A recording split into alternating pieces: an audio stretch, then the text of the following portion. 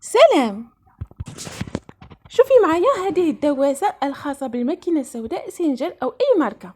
دواسة البرم، هذه الدواسة نستعملوها في خياطة القماش الفولة ولا أي نوع تاع القماش، يعني خياطة رقيقة.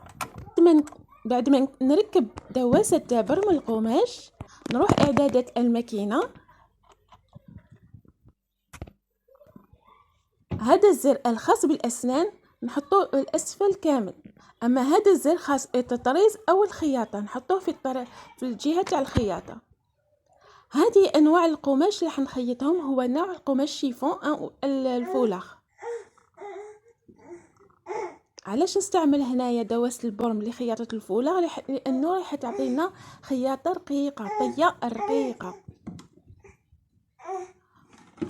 حتى وين خيطتي الفولاغ ولا الاشارب ولا الخمارات، يعني هذه هي الدواسه اللي راح تصلح لك باش تخيطي بها الخمارات ولا اي نوع تاع الحاجه اللي تخيطيها بالقماش الفولاغ. مثلا هنا عندي الفستان هدايا راح نعملو طيه، قصيت منه لانه طويل ورايح نعمل طيه بهذه الدواسه، راح تسهل عليا العمليه وراح تخلي الطيه رقيقه، يعني في القماش ما تبانش.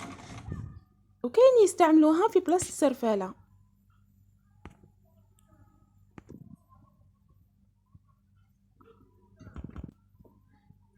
اما سعر هذه الدواسة في الجزائر ما راهوش غالي بزاف، راهو السعر تاعها يتراوح بين 200 دينار، 20,000 و 15,000 دينار جزائري. هذه الدواسة لازم تكون عندك، لأي وحدة عندها هذه الماكينة السوداء لازم تكون عندك هذه الدواسة البوم. راح نتلاقاو في دواسات أخرى نعطيهم لكم، نعلمكم دواسات اللي تحتاجوها بهذه الماكينة السوداء في الفيديوهات القادمة إن شاء الله.